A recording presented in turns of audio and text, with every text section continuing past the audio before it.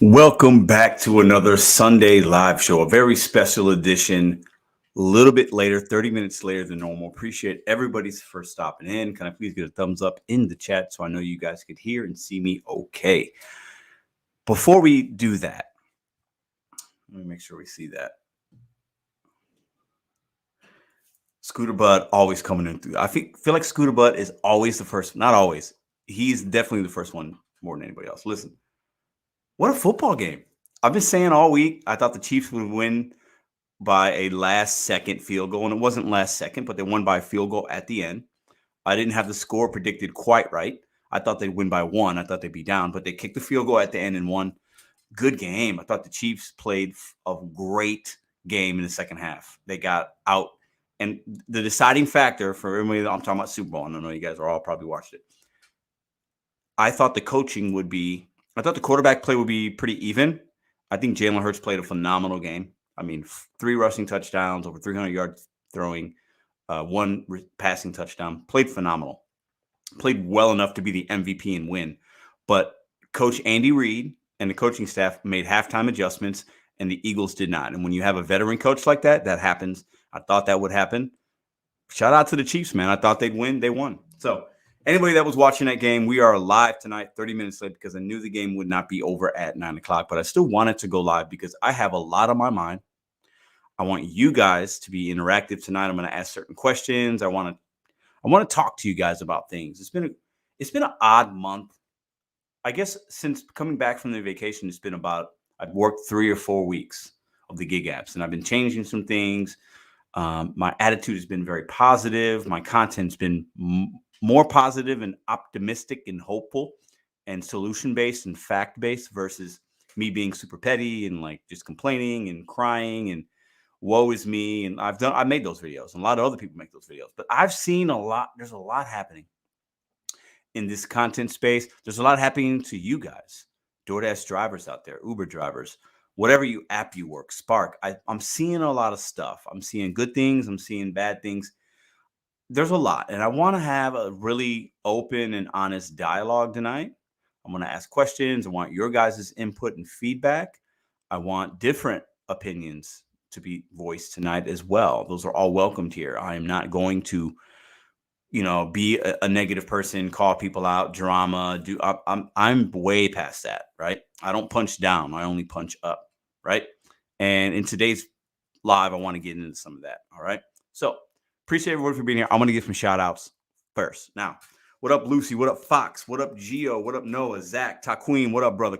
Kanita? What up, Jennifer? I see Melissa, Carlos, the Rational Driver. I saw Ellen in here. Dapper Dasher. What up? What up, Michael? I see Juan, Lonzo, Jeff, Random, Daphne, Bud Soda, Michelle, Michael, Kualaha. What up? What up? What up? I see my man Scooter Bud obviously in the house. We got Coach Eli. What up, man? Appreciate you coming in. Matt Dog. What up? What up? What up? Appreciate everybody for stopping in. Shout out to the 124 in the building. Hit the thumbs up. Share this on any social media platform if you can, because I want to have a good conversation tonight. I'm not sure exactly where it's going to go, but it will go where it goes. Now, what is a DoorDash driver? What is a gig economy worker? Let me put this banner up real quick. The StreamYard link will be open at some point tonight, okay? So I will have that up. I haven't decided when, because I want to talk a little bit, and I want to be interactive, and I plan on looking at the chat and putting some things up. What does being a gig worker mean? Now, I know it's a very simple question. Some of you might think, well, why are you asking this? Like, where is this going? What's the relevancy? Who cares? There's going to be that. And I get it. You're not wrong. But backward, I got the hat on backward today because I want y'all to see my face and hear what I'm trying to say. Okay. What does being a gig worker mean? This is why I'm asking that. I see a lot. I've noticed my comment section, and I see a lot of comments. I don't read and see 100% of them because that's really hard. You guys are very generous to me. I have a lot of engagement on my videos, my shorts, a lot of live chatter in the comments. I try to see as much as I can. And I've noticed that when I've shifted to being positive, trying to offer solutions, showing you guys actual numbers, and doing more ride-alongs in January, showing you guys exactly what is hitting my screen, most of you guys have been very receptive, and you guys are watching, you're liking the vibes, and I appreciate that. But I've also noticed there's been a subsector of people that have been very negative. They don't understand why I'm being positive. They don't, they're very like what I call stuck in their ways, right? They're not willing or wanting to see a different perspective, wanting to adapt, wanting to change, and they're just kind of like mad at DoorDash, mad at Uber, mad at Spark, right? And I feel like there's this like it's like bubbling. They're like, what's going on with Pedro? Why is he being positive? Did he sell out? Is he a shill? Like, what's going on? He's being positive, but he's not being real anymore. Like, what happened? I want the old Pedro back. I see some of that in the comments, and it's just kind of odd to me that, and you see this in the landscape of other content creators. You see somebody that's having a good time. They're having some level of success, whatever that means, whether it's through earnings or through YouTube views. And people get mad at that, right? And I've been saying it for the last couple of weeks.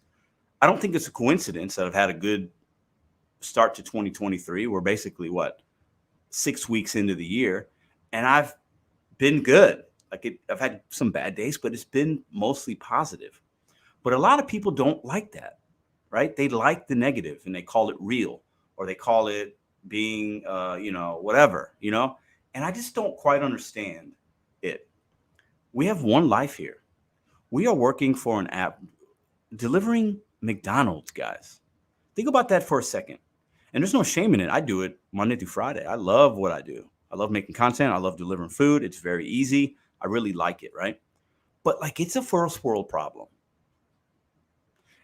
What does being a gig worker really mean, right? Do we take ourselves too serious sometimes? Do I take myself too serious sometimes? Should we be talking about even the things that we're talking about? What does being a gig worker mean? And can we work the apps in different ways and still respect one another as long as the person's having success and they're meeting their goals and they're making profits? Why is it that so many of us are like, well, that's not right. I wouldn't do this. I offer suggestion. Well, I wouldn't do that. I wouldn't do that. That's a horrible idea. That might be a horrible idea for you, but that's for you. There are millions of people working the app, and there are tens of thousands of different markets, right? So I want to have a conversation about perspective, about positivity, and I would really love people to come up that are glass half empty and have a conversation and say, hey, Pedro, I think you're wrong, and this is why. DoorDash is trash. Why are you so positive right now? And I would love for somebody to come up and have that conversation with me tonight. So let me see what you guys are saying. What up, Nomadic? What up, Steve? What up, Jackaloon? I made double with Uber Eats when I did DoorDash, says Sarah. I would have to do lunch and dinner to make the same amount. I only do Uber Eats dinner now. Okay. Hello, fellow Dashers and friends. What up, Deborah? Man, I just get to the money. That's a simple figure it out, fam. Information is information. Okay. Coach Eli, I feel that getting answer to the whys of gig work would be nice, but also ugly. Let me read that again. Getting answer to the whys to gig work would be, I don't know. Also me, I'm a negative. Bud Soda. Listen, Bud Soda. Listen, bro. Everybody loves Bud Soda, right? But my perspective is different in 2023. It is what it is. Like it or love it, or I don't know. But I want to see more people actually be just more optimistic about things and grateful and solution based and not so negative. I see a lot of negativity, and I get that sells on YouTube, but man, and I could actually have more views if I made negative videos, if I responded in certain ways. I could, but I don't do it for that. We are doing a service for our communities that 90% of the time is very easy, and I'm very grateful to have these apps at my disposal. I think we have to just remember what we're actually doing and how good we have it, guys. I have to say that.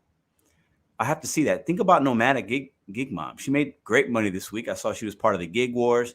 She's killing it out there, had a great week. You know what I mean? She's somebody that stays pretty positive. She's somebody that keeps a high acceptance rate. She's somebody that's hustling in New York, right? I mean, we can learn something from that. Let me see. Hey, Pedro, I figured out how to see the tip information on the earn by time. Okay, interesting. Ooh, email me. I would come up, but usually we agree. So I am going to have it open, though, Steve. What up, Dave? What up? Thank you for highlighting my comment on yesterday's video. I appreciate you. Hey, Dave, it's all good. Gig work is not only delivering food, Pedro. Absolutely, you're right. But that's what most of us do. Gig work is actually way bigger than just food delivery and rideshare. More people actually do different types of gig economy, whether it's hairstylist, whether it's 1099 in a different way. Steve does light shows. He's a 1099 in that way. You know, you can write things for people. You could be like a hairdresser, a makeup artist. You could be a lot of different things. Or you could be there's a lot, and it goes beyond the gig economy. And I think it's fascinating that we have this sector of the gig economy, and that's all we really think about. But it's way beyond that, right? What up, sir? I can only do dinner shift in my area. Okay. What up, Red? I saw. Hey, you know what? I popped in on some of your lives this week. Y'all was having a good little time. It seemed like you guys had a good week. You made a lot of you guys made good money over there. Shout out to Rolling with Red and that Gig Wars you guys did. I thought it was great. A place where gig workers could come, hustle together, little competitive, making good posting good numbers. A place where things are. Every time I popped in there, the vibes were good. Shout out to you guys. I thought it was really, really good. And I checked in every other day or so just to see what was going on. And shout out to y'all. We need more of that. Because I got to be honest. Let me be real with y'all for a minute.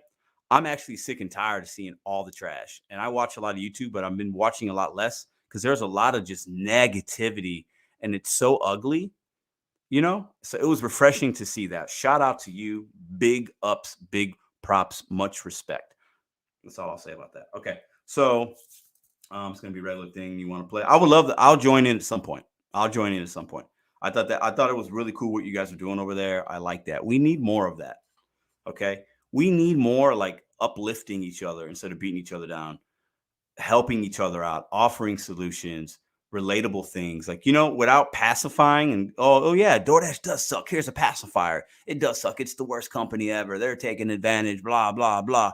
This company's the worst. I hate this. And then you do it the same day. We need more people just going out there, showing their grind, helping motivate one another, holding each other accountable. Hey, what'd you make today? I got this going on. I'm on this order. That is what a true community does. And I've been super guilty of being negative at times. I hold myself 100% accountable, but not this year. We need more stuff like that, right? Because most of us are in our cars alone.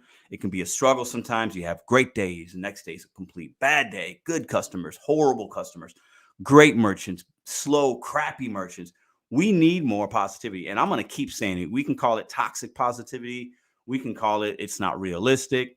It is realistic because I'm living it. I think it's pretty damn realistic, right? So what side are you going to be? Are you going to be an old man that is so negative, an old woman that's so negative? Negativity will give you negative results. Negative thoughts will give you negative results. Negative thoughts will give you negative results. And I'm not saying don't call things out, but we got to keep it moving. We got to keep it grinding, man. We can do better. Because right now, most of the content that's made that we see, whether it's TikTok, Facebook, Reddit, it's so negative and it paints us into this picture that we're these doofus DoorDash drivers that are stupid, that we can't put food in the right place. We throw food, we eat customers' food, we do this, we do that, blah, blah, blah. That's what goes viral, right? And these customers are like, oh, these DoorDash drivers are stupid. They can't do this, they can't do that. Is that how we want to be pictured, man? That's not how I want to be pictured. I don't move like that. Right. All right. I've rambled enough. Mad Dash, my brother from another mother. What up? What up? What up? I'm King Doofus. What up, Hannibal? I'm awake the What up, Uber Lyft Phoenix? My man Aaron. What's up, man? I hope you saw the video the other day. I love it. See, and when we have content creators like Uber Lyft Phoenix or like my man Hannibal that are making like good content that can hold, like ask questions in a way that is like a man, like a professional, like we're helping each, you know what I'm saying? And not in a way that's like super negative and targeting and coming at. We need more of that. And we've all been guilty of making videos that can be drama or whatever. I've done it, right? But when do we come past that? What does being a gig worker mean? Are you a hustler? Are you this? Are you that? And like Aaron said, hey, he's been doing it for 8 years, I think, full-time 6 years. And I still believe he is the exception. People like Nomadic Gig Mom, people like Steve, people like Mr. Flex, people like Bud Soda. You guys are the extreme exception. The numbers say that, right? So keep hustling. I have mad respect for y'all, right? But most people do this part-time. So when they come to YouTube to get information, I want my new people to see good, positive things, offering solutions, offering relatable content. We need more of that so that this gig economy in this space can actually continue to further in a positive way versus taking all these steps back. Call me super positive, call me optimistic. I don't care. It's working for me. I want some of y'all to just figure out when you're ready to hop on that train. Like the negativity and all that stuff, it doesn't suit anybody any good. Gig Wars is open anyway. Rolling Red, thanks for the 5. Good to know. I would listen. And she's telling y'all, Gig Wars, man. They keep track it to every day. I like it. I really, really, really liked what you guys did over there. I thought it was really, really good for drivers. Good for new people to come in. Like, what if they stumble upon, hey, these guys it's competitive, it's cool, it's fun, like you're joking, like you got the stats, it's something to work towards. I like it. We need more stuff like that. We need more stuff like that. Not enough people are actually thinking about helping in a way that can be sustainable long term, right? So that's on my mind. What does being a gig worker mean? And can't we work the apps in a different way, whether it's part-time or full-time, and still see great results? I think we can, right? I really, really think that we can, right? I just do. And whatever your acceptance rate is, your rating, your this, your that, who cares? If the person's seeing results, those are results, right? You can't fake numbers. You know what I'm saying? So that's what I got in my mind. Now, let me read some comments. I want to see, and I'm also going to open the lines up here in a minute. Did Ryan leave a comment? What did Ryan say? I'm 2 weeks in my DoorDash. I'm hustling and learning. That's from stories from a Lion's Mane. I'm exhausted, but I made my goal. Oh, you're going to get tired doing this kind of work, but. So you guys made almost $9,000 between, I don't know how many people were doing it, but Pedro, can you please do a cherry? Who's Cherry? I don't know who that is. Listen, I'm a funny guy. I believe being positive is thinking or coming up with the best solutions to your problems. Yeah. Love it. Just wanted to swing by and say, hello, what up, Crystal? Appreciate you for stopping in. Appreciate it. LOL, Pedro. Numbers don't lie. Numbers don't lie. And in 2023, I'm trying to show you, I have been showing you guys actual numbers versus in 2022, I spewed a lot of my opinions. Some of them might have been right. Some of them were probably wrong. But in 2020, I want to show you actual numbers. I want to show you like, well, this is what I did earn by time. So did Nugs. People are giving him shit, right? Like we have to understand these apps are changing. You are going to die. I don't care if you've been doing this 20 years, 10 years, 8 years, 2 years. If you don't see that the app has changed, and even if you can relate this to a W-2, when you started a W-2, whatever that was, right? W-2s change, policies change, procedures change, management change, rules change, standards change. Cities have different things and inspections things that change.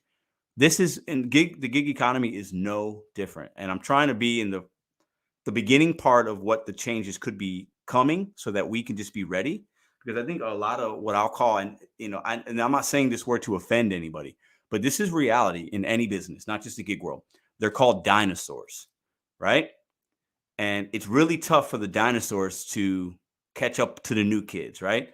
Well, listen, just because you're a dinosaur or you're somebody that's been in the gig economy for a long time doesn't mean you can't change and adapt a little bit, right? And that's what we've got to start thinking about, because the gig economy, whether it's through legislation like Steve talks about, he had Mike Karubi on, I believe, on Friday. I caught some of that. Great interview, great information. Mostly we got positive insight into what they're actually going to be doing versus what they can do.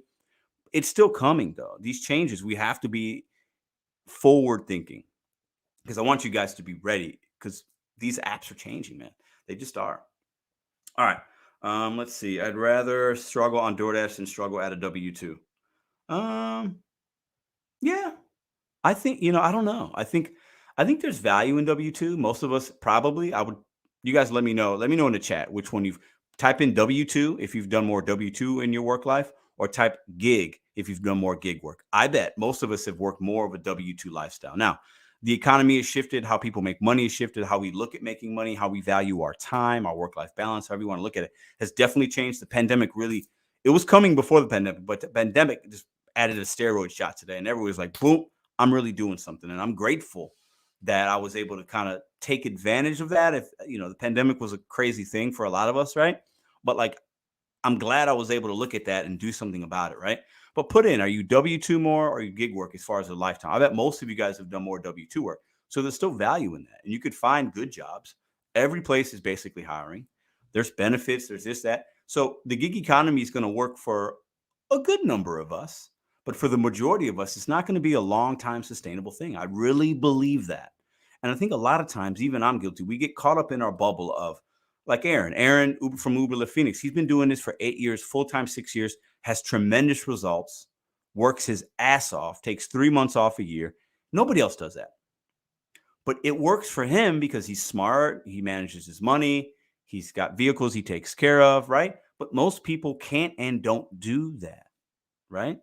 So we get caught up thinking, well, if I do it, everybody can do it. I don't think that's the reality. Not everybody's market could sustain that, right? So let me take a look at these results. W-2 gig work. So Henry says W-2, W-2, W-2. I mean, I can't imagine. I mean, I would imagine most people have done. F&B, casino, most recent, never again. Ooh, rolling with red, me too.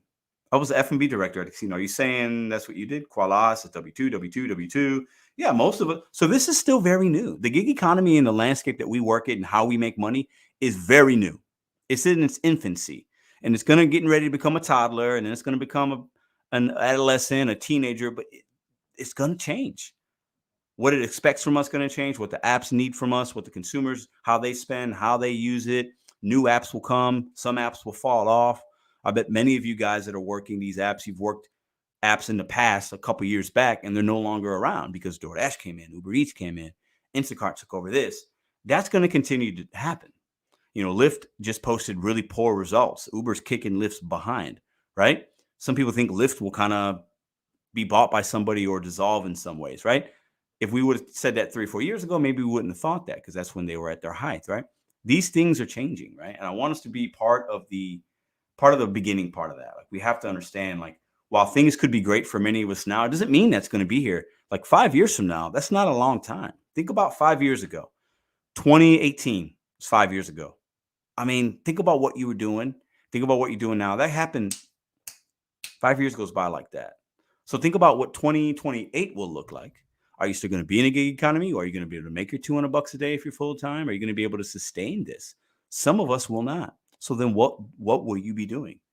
The simple answer might be, well, I'll just go back to a W-2. I'll just go back. Well, will you? Are you prepared to do that?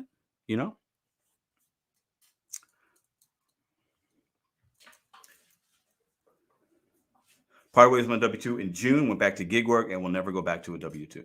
Pedro said it many times. It's what you make it. Yeah, it's definitely what you make it. And, for me, I'm super grateful for the gig economy, man. I've talked a lot of crap about these companies, but at the end of the day, we still make money with them, right? So it can't be that bad if we're still making money. You know what I'm saying? So it's like I've said this a lot in the last month because I want to still get this message. Like, think about it when you had your W-2. Rolling with Red had it. She didn't like it. What'd she do? She left. And she said she'll never go back, right? And she made that decision.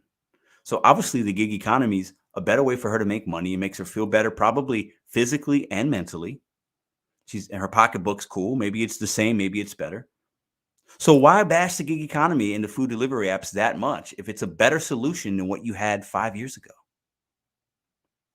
I want to see more content creators actually make some positive things and talk about the good shit.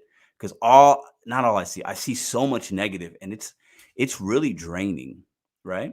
I see all these, we're giving pacifiers to drivers. It sucks, man. I challenge us to make content that's actually better. It's my challenge, man. Funny coming from me, right? Because I am. Some people I even get oh, Pedro, you're so negative, you whine. Hey, maybe I did at times. It doesn't mean I won't again, but I'm not going to do it as much as I did. I'm just not. W-2 is more stable for families, but easy. Yes. And another thing I see, a lot of people that say they're going to do this forever, or they've done it for a long time.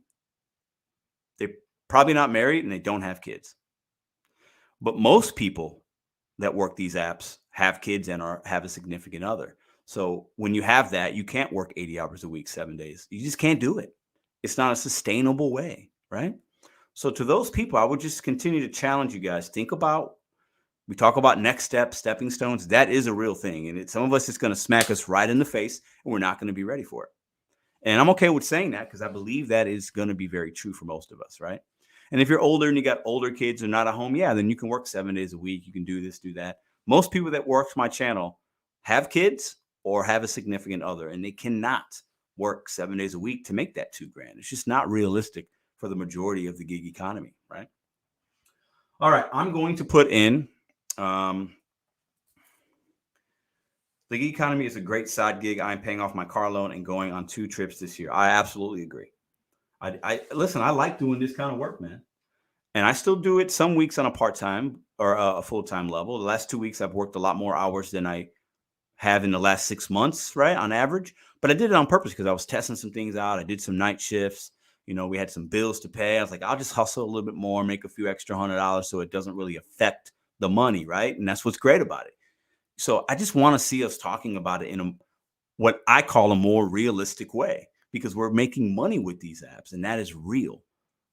And let's take the emotion out of it, right? Let's take the pacifier out of our mouths and let's go get this damn money. I hope you guys can relate to that. Okay. What up, Holly? Let's see. My kids are grown, so I work whenever I want. That's what I'm saying, Rolling with Red. That's good. Holly in the house. Big shout out to Holly. What up, Eric? What up, what up, what up? So since Holly's here and Steve, if you guys don't know about an app named Dumpling, I believe Holly and Steve on the Rideshare Rodeo do something on Tuesdays, or you can check out the content. They got 2 videos, I believe. You guys can put a link in there if you like, Steve or Holly, talking about Dumpling, which is an app that is like food shopping, grocery shopping, and you're setting up and getting your own customers. If you're interested in that, it could be helpful for some of you guys, especially Instacart or Ship shoppers or Smart shoppers. If you like shopping, check out Dumpling. It could be an opportunity for you. I think it's an up-and-coming app. So somebody put a link into those videos and really get some good information there. So, all right, I'm going to share the link. What does being a gig worker mean? What does it mean to you? How do you, in a positive way, use these apps? What does it mean to you, right? And if you're somebody that wants to come in and say, hey, these companies suck, Pedro, and I'm going to tell you why, and you should leave them, I would love to hear from you as well. We can have a respectful conversation, right? But I want to see, like, what has the gig economy done for you? Let's talk about the successes. What are you able to do, right? Dapper Dash, what up, what up? Get this damn money. Just get this money, man.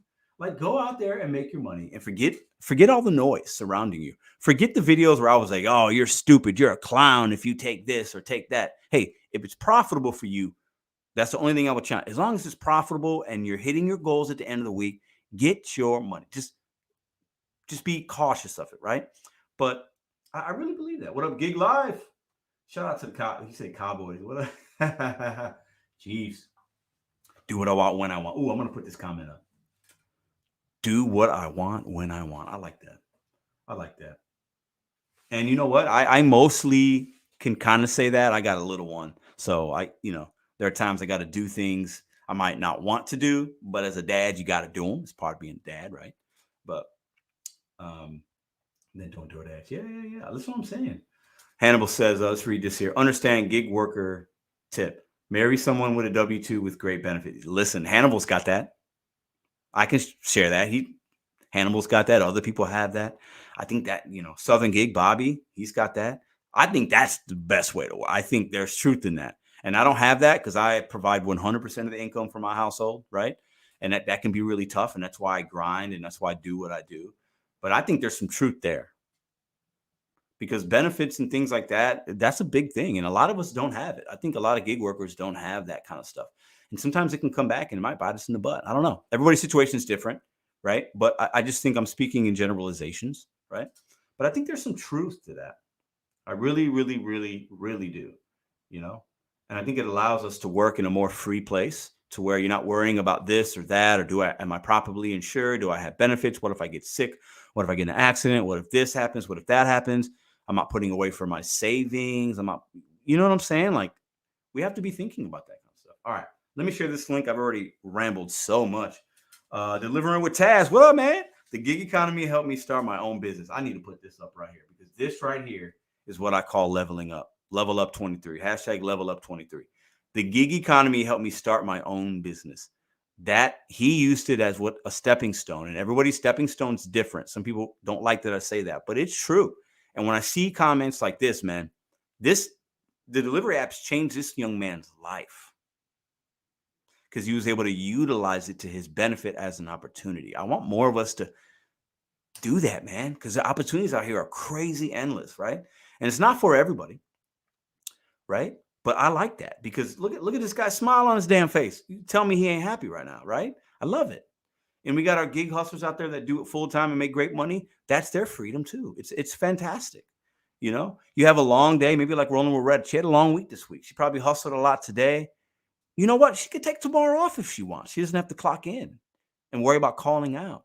There's freedom there, right? That could be her leveling up. That could be her stepping stone. Ability to just be off. Nomadic gig econ likes to travel, right? So everybody will personalize that, but I love seeing stuff like that. Things like that brighten the lives. When I see that, this is the things I'm talking about. We need more of this. We need more of sharing these type of things versus sharing these clips of Dashers doing this bullshit and this and that, and DoorDash is trash and DoorDash sucks. It's the worst. And then they turn on the app the next day. I've never seen so much craziness in one community. It's absolutely hilarious. I love these kind of comments. I appreciate that, man. All right, let me drop the link for you guys. I want to get you guys' perspective. You want to share some stories. What has the gig economy done for you? What do you think? Where do you think it's going in 5 years? Do you think about that? Anything that you guys want to share around that? And if anybody wants to come in and talk about why you think these apps suck and that they've been horrible for you, I'm willing to listen to that as well, because your perspective could be very different than mine. But I'm going to say this, and I'll get some heat for this, and I'm good with that. Listen, the gig economy, DoorDash, Uber, Instacart, that opportunity, along with my hustle and my bet on you attitude, has transformed my life. This isn't an infomercial, okay?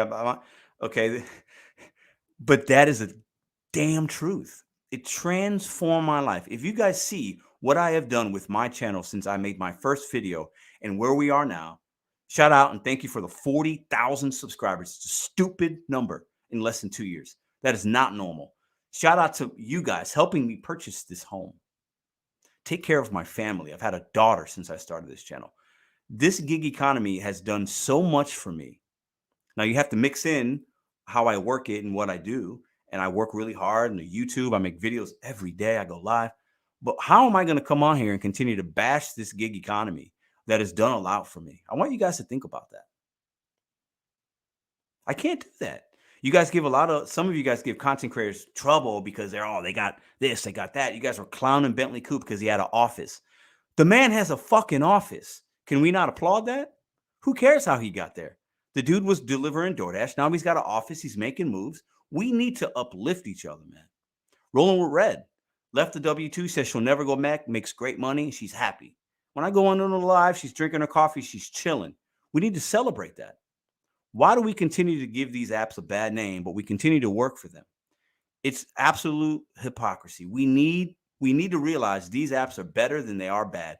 And I know a lot of people won't like that I said that, but it is the truth. And anybody wants to come in, I'm dropping a link right now. I'm feeling really good. I'm feeling positive. I've had a great week.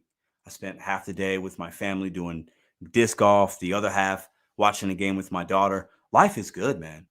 First world problems. Like, come on, guys. Let's talk about it. I'm ready to have a conversation with anybody that wants to come up. And if you disagree, come on up, man. Listen, I am ready to talk and hear you out, because your experience with the apps could be very different than mine. So I want to hear from those people as well. Okay. All right. So I copied it. Let me go ahead and pin it. And if anybody is new to the show, come in and have a conversation with us. I'm going to pin this at the top. Shout out to all of you guys. Appreciate you for coming in.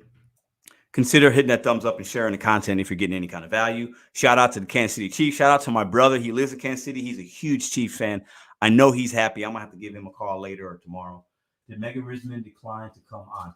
Jacqueline, good question. I reached out to her a couple weeks ago. She said she would be interested, but I hadn't heard anything. And I'm not going to bother her about it because the time is kind of past, right? and I think she's made her videos. And if she wants to come on, I'll definitely have her on. But I wasn't going to hound her about it. But she was very nice. She said she would think about it and maybe she'd come on. And so, yeah, that's the update on that. All right, let's see. Ooh, hold on. What does being a gig worker mean? What does it mean? How do you use the app? How do you use the apps as an opportunity? What does that mean to you? Let me put that Mr.BetonYou up there. As I'm gonna let some people come in here, I have some things coming up this week. I'm probably not working tomorrow. Probably taking a day off. Got some things to focus on. But I'm definitely gonna work at least Tuesday through Friday. I've had back-to-back really solid weeks with money. So I feel like, yeah, maybe I just take a day off tomorrow and do a 3-day weekend, right? Another good thing about the gig economy, didn't work Saturday, didn't work Sunday. I can make my own 3-day weekend whenever I want. I could do it Tuesday, Wednesday, Thursday, Friday, Saturday, Monday. I could do it Monday, Tuesday, Wednesday. I could do it Thursday, Friday. You know what I'm saying? That's good, man. It's a positive thing about this kind of work, right? Okay, I'm gonna stay. Unless some people come in, I'm gonna stay reading the chat for a little bit. Freedom, hello, options, love it. You have to be very selected with the orders you take if you want to make better money. John Gross, totally agree with that. Definitely have to be selective. I hate being worried having to clock in. Yeah. Is that Gig Life the OG? Shout out to Gig Life, man. Shout out to him. I gave you a wrench, Pedro. Just saying, my friend, I'm willing. And kind of, hold on. You know what? After the gig wars, I try to, hold on. Let me see. Where's it at? Boom. There you go. Whoa, what's that? I don't know what that means. Okay. Boom. There you go. Pedro, who? Y'all be killing me, man. Y'all be killing me. Gig Life is the OG. He's one of the first like 10 channels that I kind of saw in my feed as I was coming to YouTube, and like crazy good editing, super funny, super talented artistically. Shout out to Gig Life, man. Super great channel. Dope fan of his. I think he's making less content it seems on YouTube, but he's doing other things artistically. I love it, man. You know what I'm saying? That's called adapting and changing and like doing things you want and using the gig economy to your benefit. I love it, man. We need more of that. We need to celebrate more stuff like that. We just do. We really do. What up, Brash Dasher? What up? Tuna Can says, working the gig economy helped me get the confidence to start my own business. That's what's up. It's a beautiful thing to work with. Absolutely. Nova Dasher, what up? Gig Mom's in the house? Hold up. Did I miss Gig Mom? Hold on. Is Gig Mom in here? Or did you say Gig Live? Is Gig Mom in here? I love Gig Mom. She's a real one. Anyway, shout out to Gig Mom. I don't know if she's here. I think I saw. You're probably talking about Gig Econic Mom. Got it. There's 2 Gig Moms, right? All right. So I see some people coming in. See some new faces. Love that. I see some old familiar faces. Love that as well. So let me go ahead and get the headsets on. I want to keep this on topic. What does the gig economy mean to you? What's the good, the bad? How do you look at that? What does being a gig economy driver mean to you? Share some stories. I want to go around the room, give you guys a couple minutes. And what does that mean to you? Okay. Oh, I'm going to have to take the hat off, I think. All right. Let's see. Let's get it crack-a-lack in here. Just live. What up? Listen, Nova, I don't know if I was telling Hannibal and other people this week, I thought the Chiefs would win, and they went on like a field goal at the end. I was basically right. I had the score wrong. I thought it was going to be 31-30. But what a game. I mean, I thought it was a good game. I thought the Chiefs played phenomenal offensively and defensively. They made adjustments. The Eagles did not. That's why the Eagles lost. We'll talk about that tomorrow on the podcast, though. So we don't need the Eagles to be too. Yeah. Listen, they got out coached. Andy Reid, man. One of the legends. All right. So let me see if I can't get this going here. What does being a gig worker mean to you? All right. So I see Shane, Jonah, I see Mad Dash, I see DDIS Delivery, and I see Bud Soda. Should we let Bud Soda come on? Let me see a big smile from Bud Soda. Where's he at? I see him. Now he's smiling. There he is. That's the guy I want to see. All right. Hold up. Bud Soda, make sure you got gas in your tank. You good? You got gas? All right. I love me some Bud Soda. Shout out to Bud Soda. He's top 5 hustlers in this community, probably number 1. The dude he's a hustler. All right. So let me go ahead and bring these guys up. All right. All right. All right. Hello. What's up? What's up? What's up? What's up? I'm gonna start with my man Mad Dad. I'm gonna start with my man Mad Dad. Mad Dad, how you doing? Doing great. Can you hear me? I can hear you. What does being a gig worker mean to you? What is it? What when I say that, when you hear that, what does that conjure up? Betting on yourself, I would say, because there's multiple apps you can run and trying to bet on yourself. But if you're only paying your bills, then it's not sustainable. You can't, if you're only making enough to pay your bills, then you're going to fizzle out because there's so much. Uber Phoenix, you could tell the man's smart with money. Been following him since the start. Yes. He's a whale. He's different. He's very different. Yeah, he's not normal. What he does and how he does it isn't normal, right? I mean, no, like he's totally transparent. If you've been following him, he has a nest egg. He has, he's a different being. But if you're a gig worker, you need to be making bank and having money set aside. Yes. Like Uber Phoenix pays cash for vehicles. How many people? Yeah, most people that do these apps can't do that. Most people that come to my channel, Mr. Flex, can't do that. Yeah, but listen, guys, Mr. Flex has subs. Those people aren't normal. How many Mr. Flexes and Aarons do you think out of the 2 million drivers? How many? Bud Soda, do you think? Maybe 1,000. 1,000. Okay, what's that percentage? What percent of that is? That is one. Okay, so when I say 1%, I'm pretty. You think I'm pretty accurate when I say 1%? Yeah. It is. Yeah. And I want to say so. I've been following you for a long time, Pedro.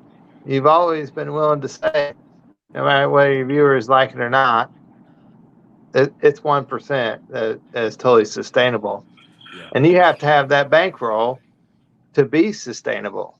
If somebody's moving along in the gig economy, making the kind of money they're making, and they're not putting money back to buy a vehicle cash or collect Subarus, you're not going to be sustainable.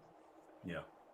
But Bud Soda, what do you think? What does being a gig worker mean to you? I know your answer might be maybe unique. I don't know. You've been doing this for a little while. You work a lot. What does that mean to you? Having the freedom and flexibility to work as much or as little, do whatever I want, when I want, stack that cash as fast as I can, have what you call unattainable goals. I don't care. It keeps me motivated. Yeah. Adaptability is a huge part of this industry. Most people don't adapt the way they should, in my honest opinion. That magical $2 per mile single apping isn't going to work no more. You got to multi-app. And, my favorite phrase, stack and route, like it works. So like a simple way to do it, you guys, close one, far one. So like you take a $6 close, $10 far, 16, and keep doing that twice an hour, and you're making 30 an hour.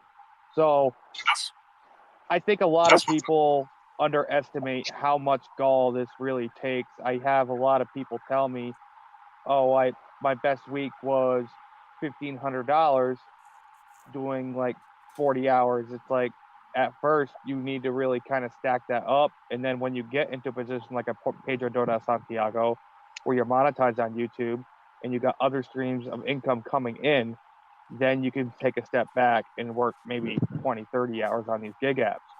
My stepping stones, I want to get my businesses going. I had 3 miserable months last summer, went completely broke. I was depressed. Now I'm back to it. It made me really reevaluate how I'm doing this. And that's why I'm going wild with what I do, because nothing is going to stop me from achieving my goals. It means so much more to me than just working. I work DoorDash, Even though I got deactivated off one of my most profitable apps, I adapted, I changed, and I'm still making the money I need. There you go.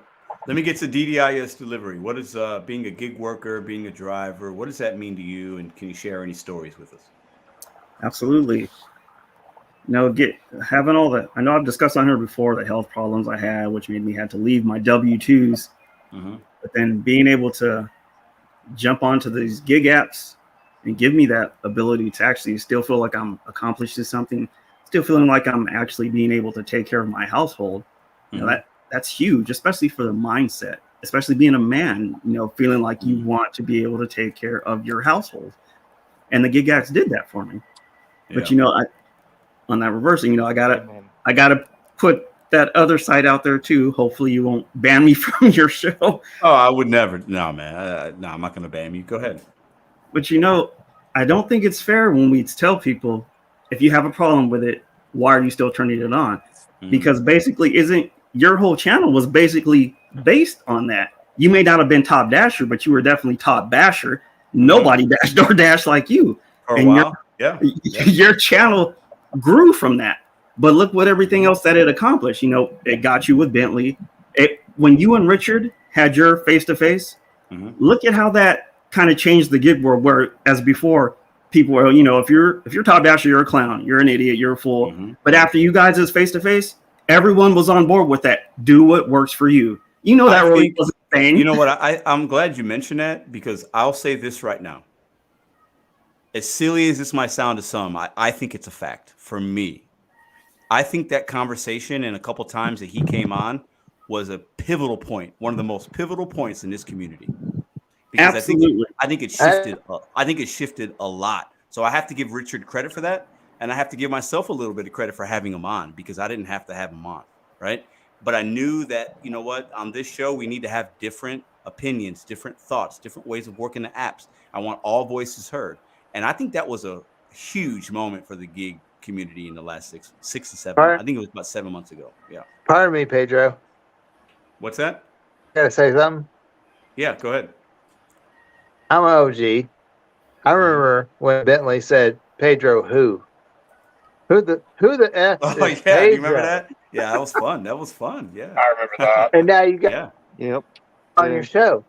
I don't know who the hell Pedro is. You is what he made him said. acknowledge you and got him on your show. I was blown away when the two coming together.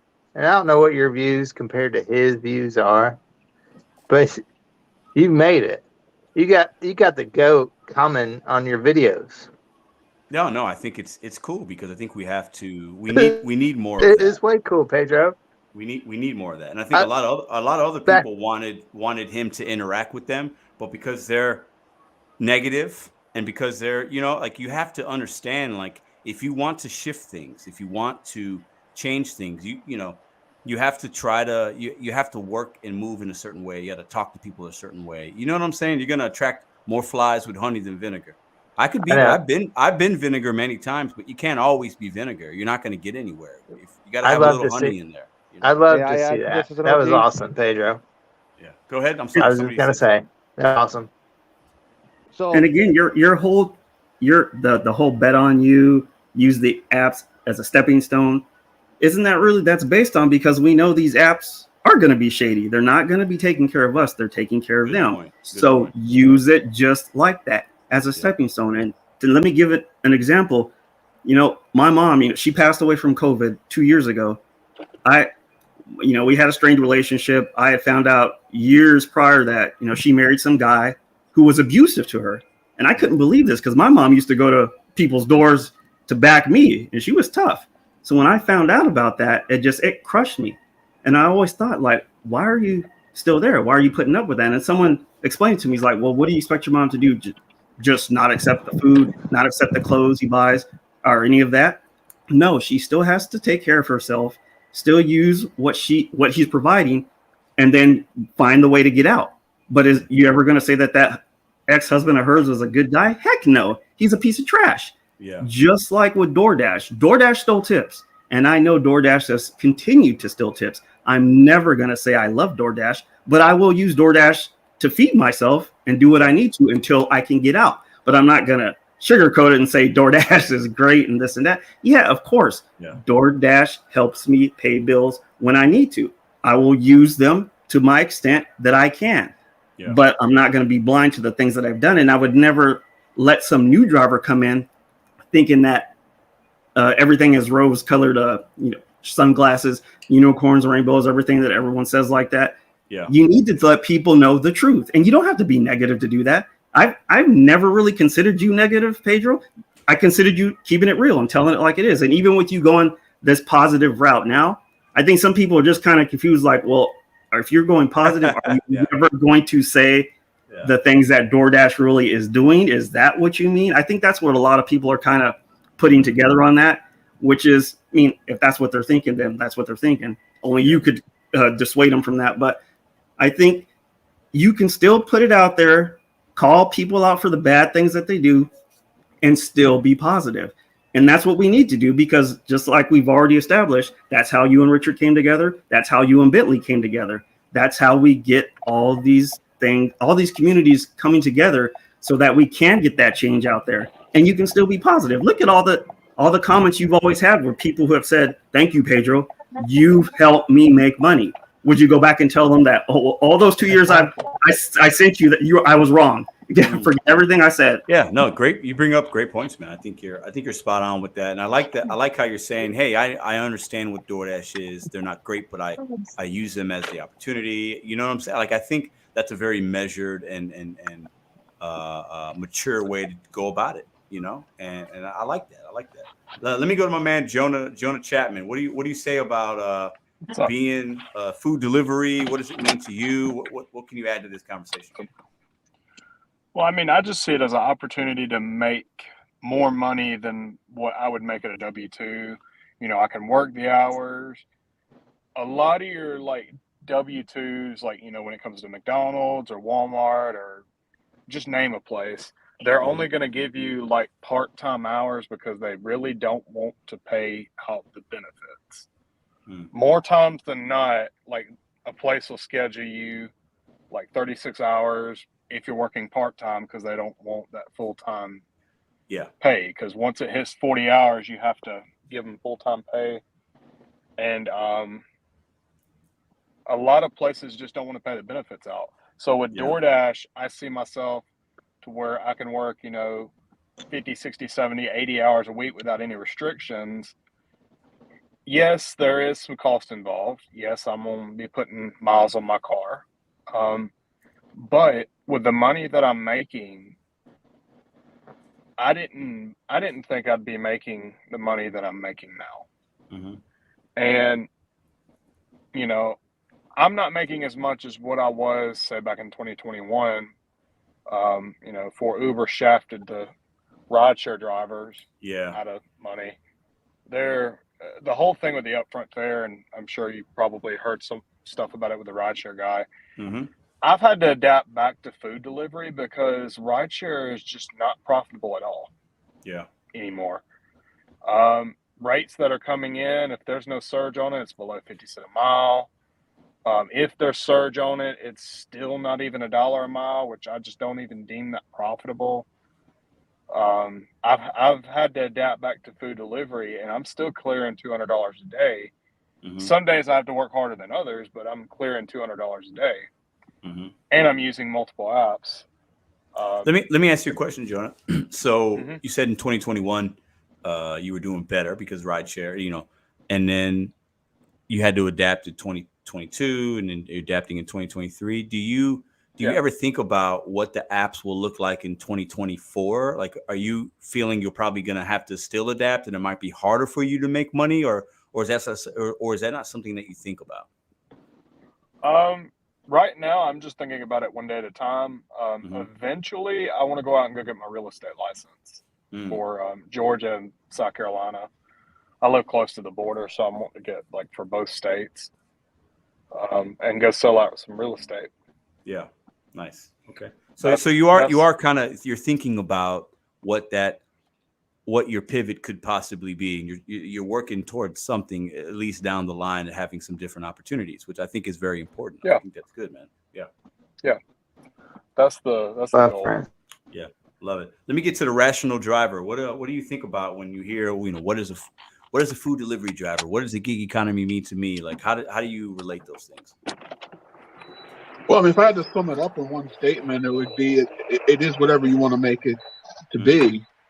You know, I mean, you keep putting people like me on a pedestal, calling us 1%ers, but we're really not doing anything much different than all the other 99% of people out there. You know, we're just turning on an app, picking up food, taking people, and that's it. Do you think that you guys are working the apps, you full-timers that are making like big money compared to the other people? Do you think you're working the apps differently, or do you think you're just working more hours per week? I'm actually working less hours than I did in 2022, and I'm making just the same amount of money. So I don't know what I don't know what people are saying about like I'm doing things very unconventional. You know, yes, it is optimal to be multi-apping, but I only run one app, and that's it. And I'm still making $200 to $300 a day. You know, working only like being active only 6 hours a day. So I don't know what the trouble. You know, since upfront fares came into place, yeah, it has been harder, but you know the rides are out there. Like people are just not looking at it the correct way, in my opinion. You know, rideshare guy keeps talking about $1 a mile. The guy's like, well, I'm not being paid on $1 a mile.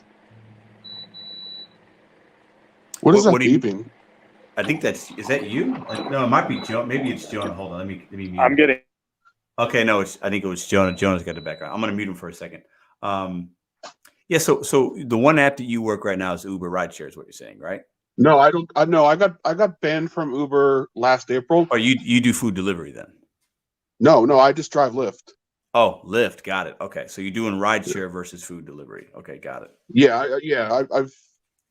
I tried food delivery. I didn't particularly like it. It's always there in my back pocket especially if like Lyft goes under this year, like everyone speculates. But you know, like I just look.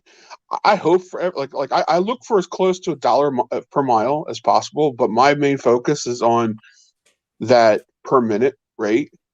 And as long as it's paying 50 cents, and that doesn't, and I don't get surge. I'm in Philadelphia.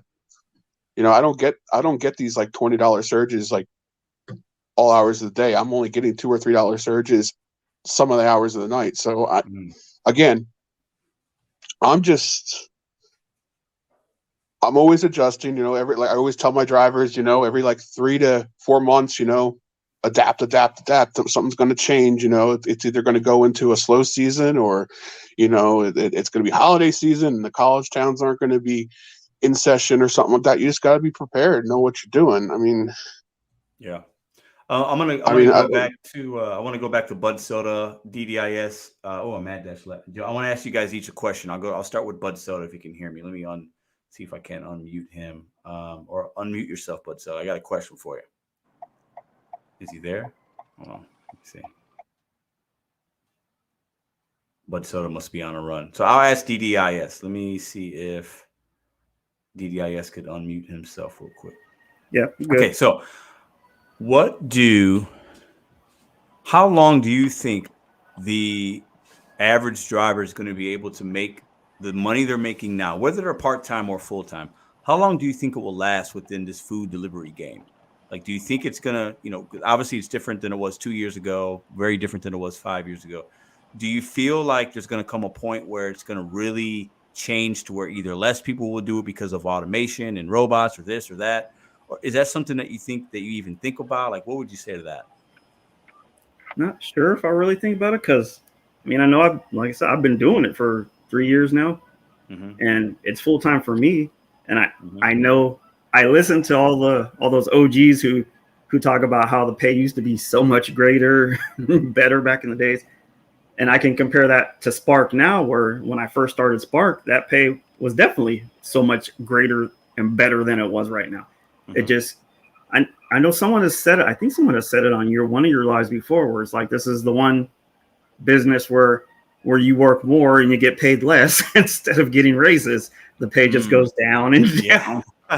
It's an interesting way. I think, some people might be able to work the apps a little bit smarter over time and bringing in different apps to where they're working maybe the same but making more profits. But that's going to be very on a one by one basis, you know. Yeah, I think I see a lot of new drivers come in, and I see those same drivers go back out.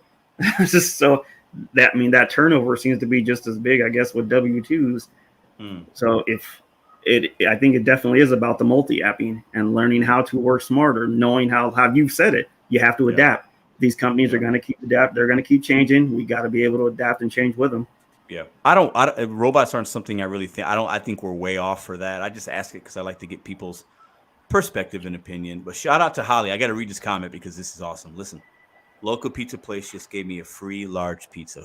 Listen, who is free pizza one of the best things you could get? Think about that. A free large pizza. I love that. I wish somebody gave me a free large pizza right now. That'd be fantastic. All right, let me get to Bud Soda. Bud Soda, I want you to unmute yourself. I got a question for you. But so do you think that doing this as long as you've done it, do you ever think about like what it will look like in a couple years? And let's say your businesses aren't there yet and you haven't started that. Do you think about robots taking over? Like, do you think about the future like 5 years from now? And do you worry about it? Will you be able to make the same kind of money? What do you say to that? I know if I don't do it quickly, that I'm not going to be able to make the same levels of money. They're going to continue to flood the market, oversaturate. People will move on to other apps or different things. That's why I'm like a super heavy believer in shopping, because people always need groceries. You know, restaurants is more of a luxury. People always need food on the table. So even though we had that argument last week that shopping is technically more of a luxury, but people still need groceries.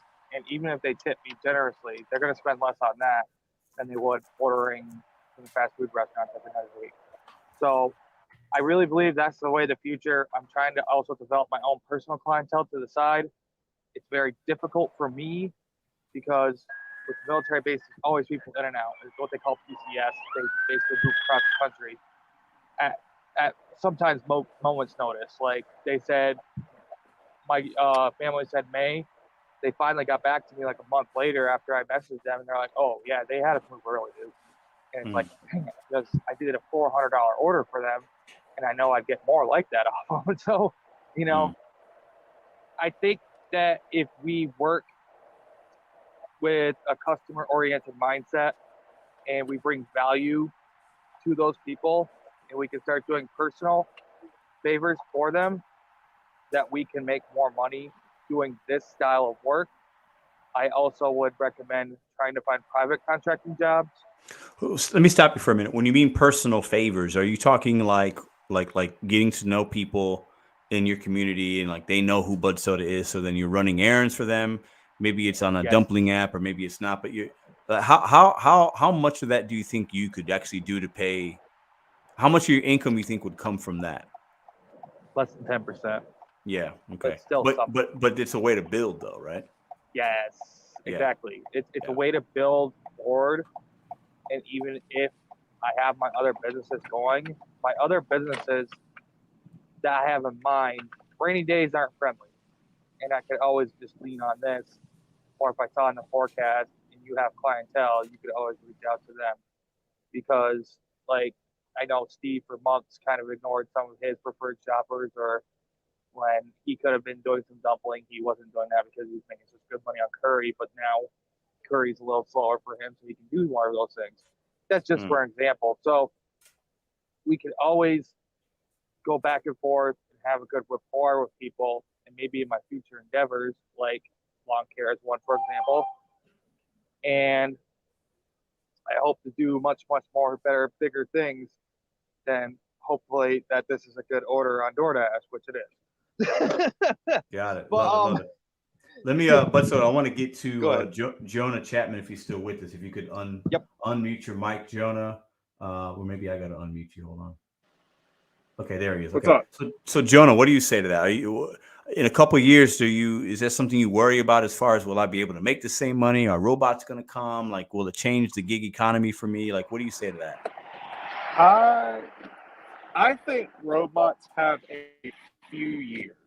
And the reason why is, like I said when I mentioned the rideshare guy earlier, we still have robots running out and stopping on train tracks and getting run over by trains.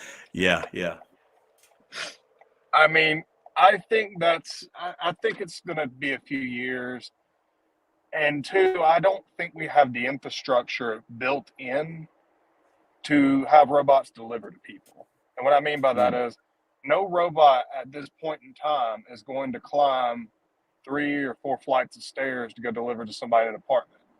And if people are too lazy to be, leaving to go pick up their McDonald's, they're not going to come out of their apartment to, grab the order from the robot. Good point. Domino's tried something like that. They had those cars with the warmers in them. They tried to get people to come down the curbside. They abandoned that. Yeah. I see trying that right now in California.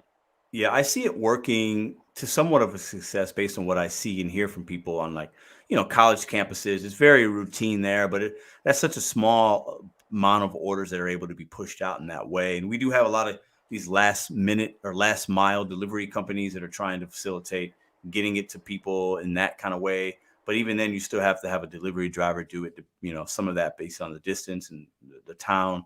But, I think it's coming in some regards, but it's not something I think about in the immediate future. I think it's going to be, I'm going to be an old man kind of not doing the apps by the time it really is affecting most drivers, in my opinion, But technology's coming. I mean, it's shifting. I was at a comedy show on Friday and we went to the convenience place to get our snacks and our food. And I ordered it and then somebody handed it to me and then I had to put it to pay for it. I had to step over 3 feet and I put it on this scale and it tabulated everything for me. And then I paid the actual machine versus paying the guy. It was very different, but I realized that took somebody's job. You know what I'm saying? It allowed the ordering process, the paying process to be more seamless to where if they needed to usually have 10 people working, now they only needed 6. And we're seeing this in a lot of industries. So I think that our industry is not going to be exempt from that. I think it's going to affect some markets, but I think it's going to be a while before it's affecting a majority of us, if that makes any sense. I'm thinking right now of they have a fully automated McDonald's out in Texas. Oh yeah. There's nobody that runs the cash registers, and orders get delivered through drive-through automatedly. That's coming for sure. The only employees are the kitchen workers, and it wouldn't shock me if they developed robots to replace the kitchen workers. No, they have. There's robots. There's robots that flip burgers and make drinks, make coffees. It's happening, especially in parts of Asia. These things they're coming. I sometimes wonder how would that really, because what we do, there's so many additional steps and there's driving and there's flights of stairs or there's homes, there's apartments, there's schools, there's, so for us, it's because where we see it, it's usually somebody working in a 3 foot by 3 foot area. Well, we don't work in 3 foot by 3 foot, so it's interesting to see it, but I definitely think it's coming. I just think I'll be old and gray and maybe gone. Go ahead, Butsoda. Well, there's a reason that these restaurants like McDonald's, for example, pushes you to use their mobile apps. It's because they want to free up manpower. Even if they wanted to, they can't get enough people to even man the registers like they used to have, 2, 3, 4, depending on the size of the location. And now I see people with smartphones in their hand sitting there stubbornly refusing to use a kiosk or use the smartphone in their hand to download the app and get a good deal, and sitting there waiting 10 minutes, getting teed off at the worker trying to assemble orders who's desperately behind already because they're getting crushed. That's what happened to me this morning. So, and then it frustrates me because that's putting that person that much further behind, not getting my order. So, and I had someone cancel on me because of it. I'm going to take it to another place. Think about if you go into Kroger or Walmart or local grocery store, where I know there's different ones in the country. Notice all the self-checkouts that are popping up. You go into a Walmart and majority of the checkout lanes are self-checkout. Self-checkout, yep. Yeah, the cashiers moved to be pickers and loaders. Yeah, it's coming. The rational driver. I want to get your take on this. You got to give us a few minutes on your opinion on what we're talking about here. I don't know. I mean, every time I hear about this topic, like what one of the two guys before me were talking about, I always think of the movie Idiocracy. I don't know if you've ever seen that movie. I have. It's been a while, but it's funny. Yeah. Anyone in the audience hasn't seen it, they should go on Prime Video. It's for free right now.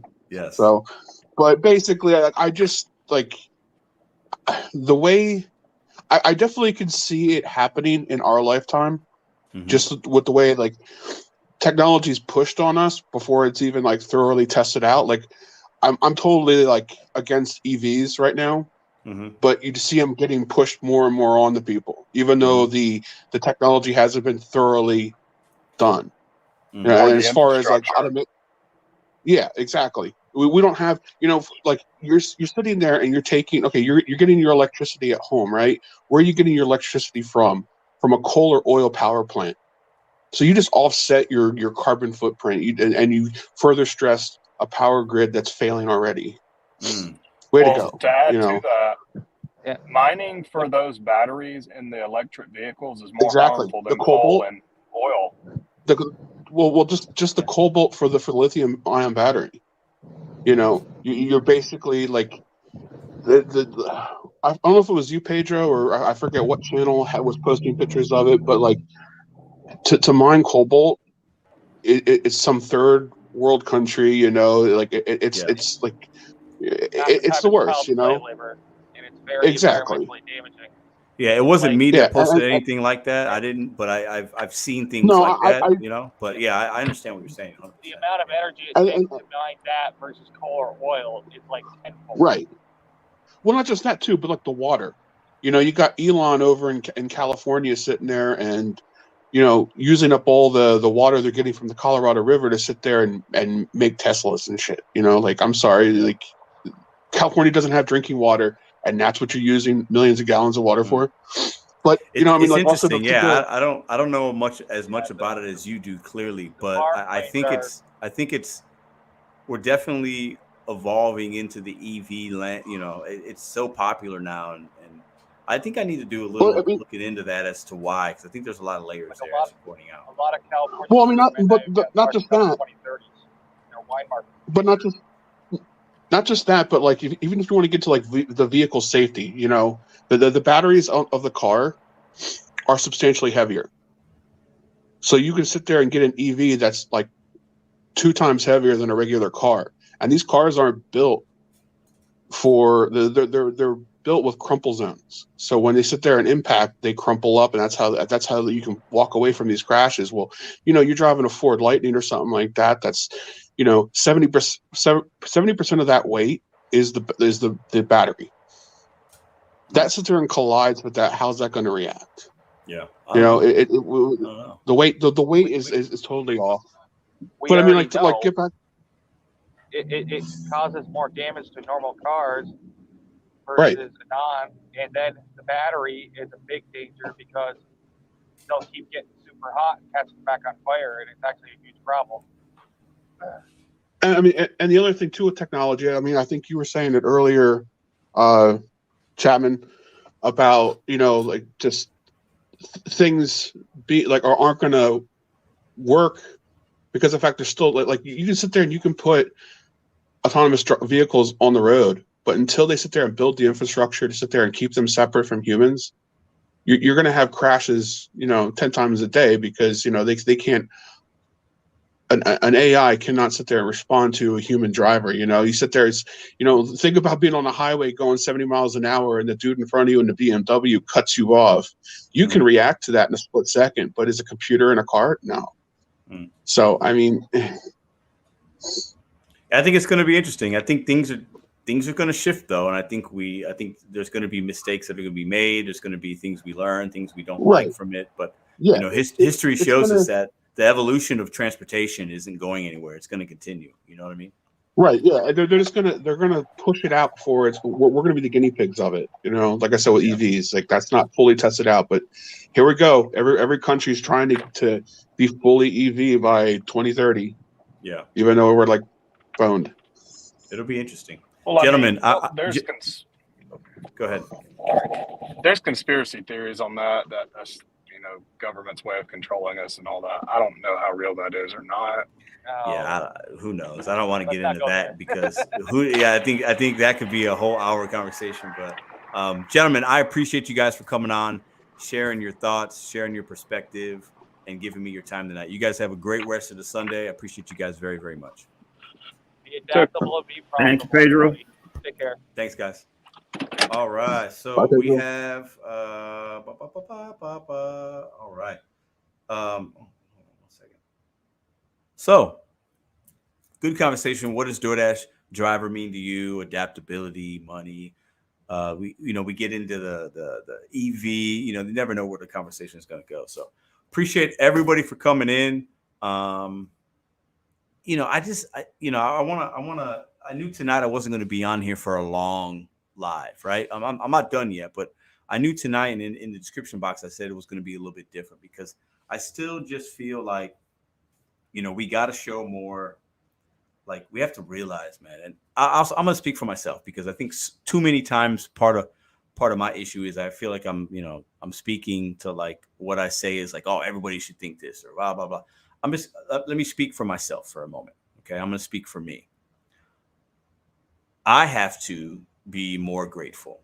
I'm becoming more grateful with what's around me. I really have, if you knew me even 5 years ago, I was different in a lot of ways. And I've been changing in the last couple of years and looking at things differently for 2023 because I have a lot of other things I got going on. And I realized that for me, I got to be more grateful and realize like what I think about is like first world problems. Like it's not a big deal, right? And if I focus too much on the negative and things that sometimes I can't control versus focusing the things that I can control, and I can control my attitude, I can control how I look at the world, I can control how I speak to people, I can control my interactions with people, how I, I can control what orders I take, I can control like when I turn the app on. There are a lot of things I can control, but I can control my attitude, my outlook, how I wake up, how I attack the day, right? I've been implementing and being more thoughtful of that, and it's been really good. And for me, right, I'm trying to be more grateful for things, man, versus just being so like negative about it, right? And it's not going to get us anywhere, right? And as far as like the YouTube space, or as far as like the content creators and like the videos that we make and my drivers, even if you don't make videos, but you're obviously even a bigger part of the community, I would say, in some regards, right?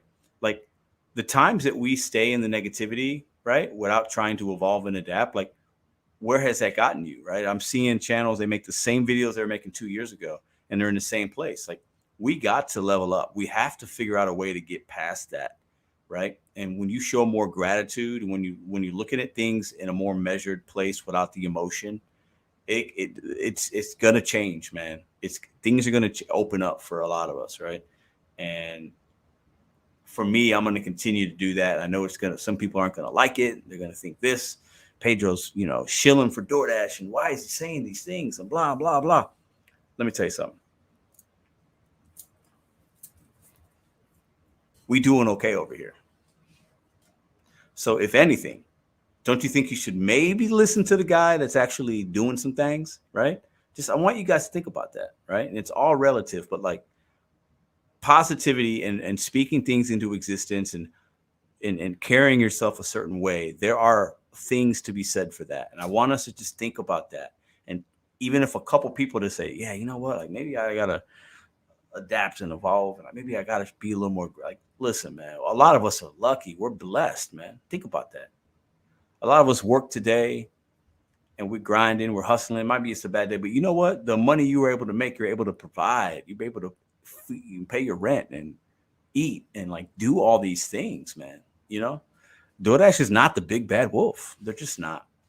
And I think that a lot of us feel that way. And I feel that way a lot sometimes because it's what we do. But if I worked at Monsanto or Walmart or the casino, they're the big bad wolf, right? The work that you do, it's all relative. Like all these jobs and most of these companies have things that we don't like or love, right?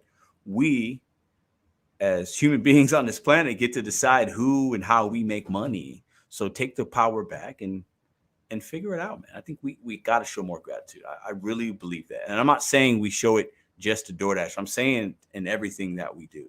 Because I don't think we need to, like, I don't wake up and be like, oh my God, DoorDash, you're the best. I love you so much. Oh my God, you're just doing everything. No, it starts with me. That's my whole point, is that it starts with us. Right? I just want, like, it's not all on them, man. It's not. It really isn't. All right, let's read some comments here. What up, Clark? What up, Nova? I see Rolling with Red still in the house. Appreciate you for being here. Sable, what up, what up, what up? John Groves. All right. So let me ask, I'm going to pose a couple questions. And if you guys have questions, I'd like to, maybe for the next 30 minutes or so, y'all got some questions, something you want to know, a topic you want to discuss. We can do that in the live chat, and I can put some questions up. So let's give you guys a minute to think about that. Panic Bar says, I'm learning about my passion in a way now. I love jet skis, and I learn how to fit jet skis. That's interesting. That's very, very, very random. What up, Robert? How you doing, brother? Good to see you, man. What up, Edward? Did your prop bet hit? LOL. Edward, I didn't even wind up making bets. I should have, though, because I figured the Chiefs were going to win. I should have took them to cover, and I should have did a couple prop bets, because a couple of the ones I was thinking about, I think actually hit. Like, anyways, I didn't, because I just didn't make the time. But yeah. Ooh, GoPuff review. You know what, Uber, Aaron? I actually, for the first time on Friday in my Uber, I saw an offer that came through, and it said GoPuff on my Uber account. Can you give me some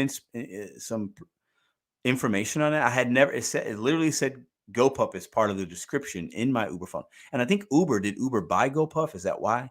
But it's interesting you made that comment, because I had never seen an offer like that come through, right? It was dear. It was weird. Let's see. Mahomes was on fire. Yes, the second half was. Chiefs played flawless football in the second half. Patrick Mahomes. This is the way the Chiefs won. He didn't take a sack. The offensive line for the Chiefs played perfect football against a defense that had historically the most sack. I think one of the most sacks ever.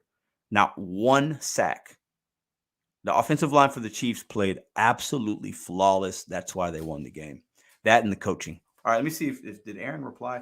Yes, GoPuff farms them out to Uber now. Sometimes they're really busy. Interesting. So Nomadic says GoPuff is partnered with Grubhub. I didn't know that. I don't have Grubhub though. Interesting. I'm probably gonna try one, because I want to see what it's like. I think they're shopping, or are they just picking up? I'm gonna try one, as long as the mileage isn't crazy and it's not like a couple bucks. I want to try one and give you guys my feedback on that. But definitely go check out Aaron's video. Uber Lyft says he's got a video coming up. If somebody wants to drop a link to his channel, please do that. You guys can go check him out. Dapper Dash, appreciate you.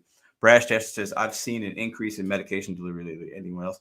Brash Dasher, I've been hearing about that. I believe on Instacart, I know you have to take a test in order to do that, right? I have not seen any on Uber or DoorDash for me. I've done some in the past, but I have not seen those hit my phone. But I don't know if I have to opt into that. I have to look into that.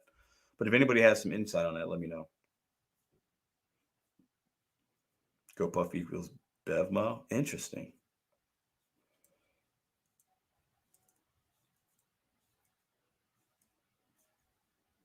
I do DoorDash, Grubhub, and Uber Eats. Love. Shout out to Dash and Tread. Yeah, Dash and Tread is my dude. I'm going to have him on the show here soon. I talked to him. He's going to share some perspective for real with you guys about some things.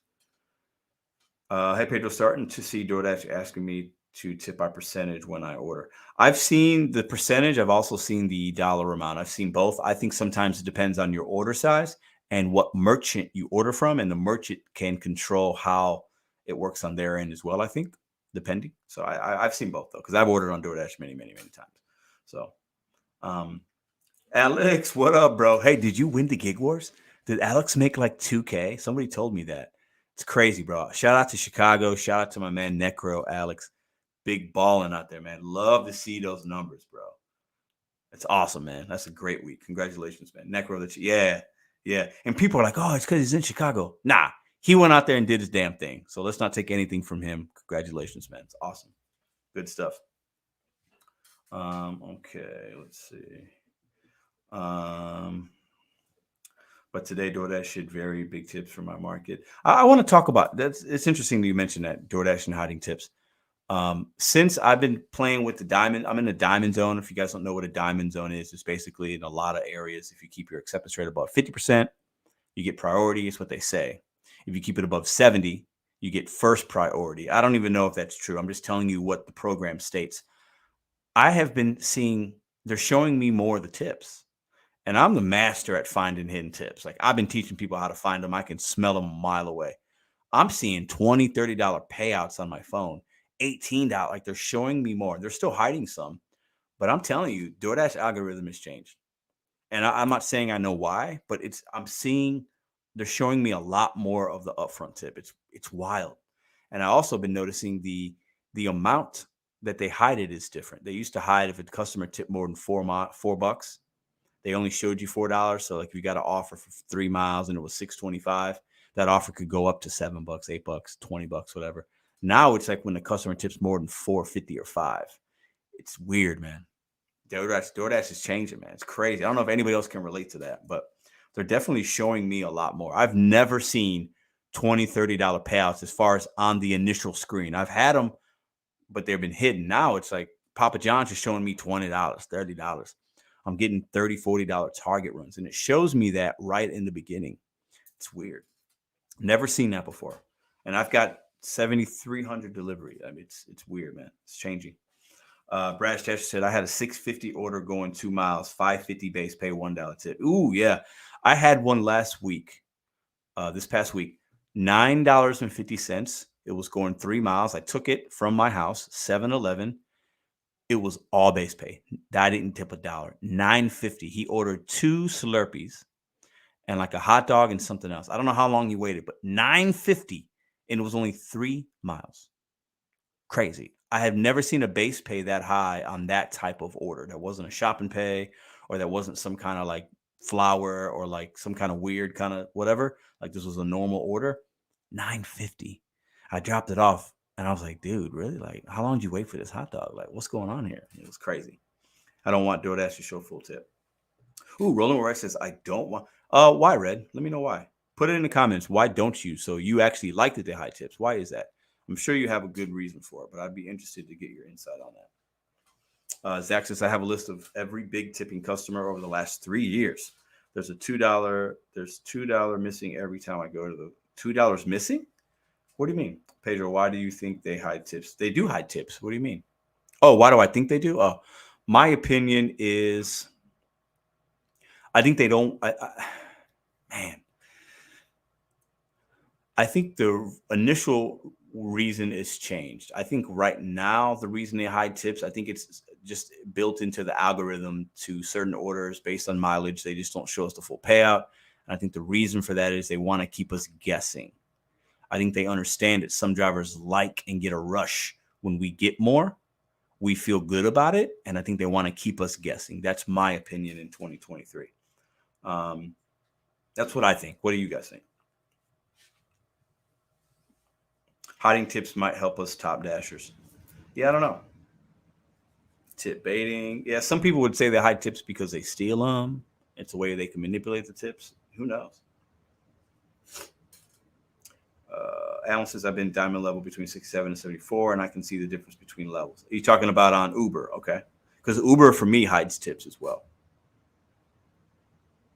Hidden tips are great. Slot machine type feeling. Ooh, LV, I agree with that. I think I'll speak for myself, and I think some of you guys can relate. When I get an order, and I think it's going to go up, and then it goes up, and I get it right, or it goes up a lot, it's a little bit of a rush. Like when I get a 625 and it goes to 20, I'm like, yeah, it's a good feeling, and And I took it at face value. So if it would have stayed the same, I'm almost disappointed, right? In a way. You see $100 subtotal, you're like, ooh, I expect it to be $20, right? Because they left a 15 and 20% tip, whatever. And then when it's not, you're defeated, right? But when you see something that goes up and it's like looks all nice on the screen, it makes us feel good, right? And I think it's a psychology. I think it's a big reason why they do that. Rolling with Red says, because I can find the hidden tips. Yep. A lot of drivers can't. Keep hiding the tips. Others will decline. Yeah. I agree with that. I can definitely find them as well. I think if you do this long enough, you got to know what merchants and the item count. And even though now some of the offer screens are changing it. In my market of St. Louis, I get offer screens that shows me everything: items, mileage, money. I get offer screens that show me no items, no mileage. I get offer screens that show me money, mileage, no item count. It's all over the place. No subtotals, sometimes subtotals. I mean, it's just crazy what they do. But yeah, I think it's that. I think it was LV and Red just mentioned it. I think it is that slot machine mentality, right? And I think the algorithm is built in a way, and the app is designed the way the bells notify, the colors, the font sizes, this, that, the chimes, the notifications, the hidden tips, the little icons they use. Yeah, man, definitely playing on that dopamine hit of, when I start my days and I start them off with $20, $30 orders, I'm in a great mood, right? I am. I just am. And when you see that, it's like, it's that little fix of, okay, I'm going to say that I did it. Okay, let the anticipation, let's see what it's going to go up. It's exciting. I think most of us would be lying if we weren't excited. Oh, I'm going to hit. What's it going to be? What's it going to be? It's that moment. And I think they play on that. I really do. I believe that. If that's my long-winded way of answering your question, whoever asked it, I forgot who answered it. I'm referring to DoorDash Diamond level. Okay, Diamond, got it. And can see the difference between two Diamond. Alan, I don't think you're wrong about that. I don't think you're necessarily wrong. I'm at 71% right now. But I also, this past week wasn't as great as last week. I had to fold in some Uber Eats, so I made good money. But I made less money on DoorDash, right? But because it was just slow at times and I had to give Uber Eats a little more attention. But, it is what it is. Let's see. Which opinion's the dumbest, the rational driver? Didn't like it when Postmates did it. Oh, I did Postmates for a while. I didn't like Postmates, and I stopped. I did a promotion. I think it was extra whatever. And I did not like how they routed things. I didn't like that you couldn't see how much it was paying you. I didn't like how they added orders. I did not like Postmates, and I think that's why they're not around. Uber Eats bought them. Basically, they dissolved them as far as I understand. So Valentine's Day, Dash and Pedro. Ooh, yeah. When is Valentine's Day? The 14th? Yes, because me and a girlfriend, I took her to see Adam Sandler. Let me tell you something. I'm not a big Adam Sandler fan, but I like some of his movies. He's a funny guy. I think he's a pretty good actor. Some of the later. Anyways, my girl wanted to go. I got these tickets, spent too much money on them, but it is what it is. We had a phenomenal time. Adam Sandler puts on a phenomenal show. Rob Schneider, his good friend, opened up for him. He did this. He was amazing. Adam Sandler put on a great show. Seems like a humble dude, funny, some songs, some stand-up. Adam Sandler put on such a good show. Like if he comes back, I'd probably go see him again. I did not know what to expect. My expectation level was low, and he far exceeded it. Shout out to Adam Sandler. I'm a much bigger Adam Sandler fan now than I was on, Friday at 5 p.m. Like he did so good. It was awesome. A lot of people there too. He's packed that place, man. Probably 20,000. What up, Peter? How you doing? I don't celebrate Valentine's. So Maddox says I don't celebrate Valentine's. Yeah, I'm not a big fan. That's kind of what we did, but I don't know. I'll probably get her. I don't know if I haven't even gotten her anything. We haven't talked about it. I try to do things throughout the year. I don't need a certain day of the year to tell me to do something nice for my significant other. I just don't need that. But I'll do something. I just don't really know what that is. It'll be something that's just a spur of the moment kind of deal that day, What up, TN? How you doing? Yeah, you are. You're hella late. What up, Tammy? Playing games with the gig workers' money is stupid. Oh, this is business, not a video game. You're right about that. But I think the reality is I think they do that. I really believe a lot of the gig companies do that. And I think they understand that there's a benefit to them to do it versus not for us. But I don't know. It's interesting. Listen, you guys are phenomenal. This is going to be a shorter live. I'm going to spend some time with Madison tonight. I wanted to come on here and just talk to you guys. I'm going to continue. And for some, it's going to be ad nauseum, but I'm going to continue to talk about how are we adapting? How are we leveling up? How are we looking at these apps? Are we looking at them as a big bad wolf? Are we looking at them as an opportunity and taking the emotion out? Or are we being positive? And listen, to all my fellow content creators, I know many of you are watching. I know. Trust me, I know. You guys can do better. You guys, we can make better content overall for the long term of the gig community versus just making these emotionally charged videos. I've seen us do it. We can do it. We have to offer more to these new drivers coming in, and we got to show them that these apps can be a really good way to make money versus like just talking all the negative all the time. Let's just show these people these facts, these numbers, what we can do, the grind of it, the positive things of it. Obviously, we're going to sprinkle in the realistic stuff, and I'll make a video like, man, this really sucks with DoorDash, but like these are first world problems. You know what I'm saying? And I believe my channel will continue and only grow if I'm actually being real and positive and showing you guys real stuff versus just making videos that are negative and drama and clickbaity and pacifying. I can't grow this channel. I can't grow as a man if I choose to live that way. We can do better. That's my challenge to everybody. And I think we need more of it. That's just how I feel about it. So you guys are absolutely amazing. Consider subscribing if you haven't. Share the content. Hit the thumbs up. Thank you so much for 40,000 subscribers. It's crazy. My goal by the end of the year was to hit 50K. We're going to hit 50K. But I really strongly feel we're definitely on that pace. And you guys give me so much love, support. You hold me accountable. Comment sections. You ask me questions. Know that this is going to be a great year. 50K is coming. And it's just further from there, right? And when I talk about using the apps as a stepping stone, I have done that because I started doing it full time. I was grinding. I was like some of y'all, working 6-7 days a week. I got the videos to prove it. Now I work less because I have folded it into different opportunities for me. And I'm very proud to say that I make money doing other things. And I'm very humbled that you guys are a huge part of that by showing me the love and support you do by watching these videos and watching ads and supporting with super chats and all the stuff that you guys do for me. Just know that I'm going to continue to do it. And for me, like, I'm using DoorDash as an opportunity to allow me to help motivate, inspire, and do things on a much bigger scale on this channel. And you guys will see that in the future. Appreciate you guys for 40K. It's a stupid number. I never would have thought 2 years ago. My plan was I wanted to have 1,000 subscribers. I remember saying this a lot. And I thought that if I had 1,000 subscribers, I could help like 100 people a day. Like 100 people would watch, and I could help people just with some relatable content, some entertainment. We have far exceeded that, and it's awesome. You guys are extremely great to me. I appreciate all the support. I appreciate all the haters. I appreciate all the jealous people. I appreciate all the people that don't like me, because actually you guys watch more than some of the people that show me love. And I appreciate everybody. I got no drama with nobody. I got no ill will. It's all good with me. Like, I am on another level of manhood I'm trying to ascend to, and I haven't even hit it yet. And the only way I can get to be the best version of myself is by being like that. And I hope you guys understand that. You guys are phenomenal. I'll see you guys tomorrow.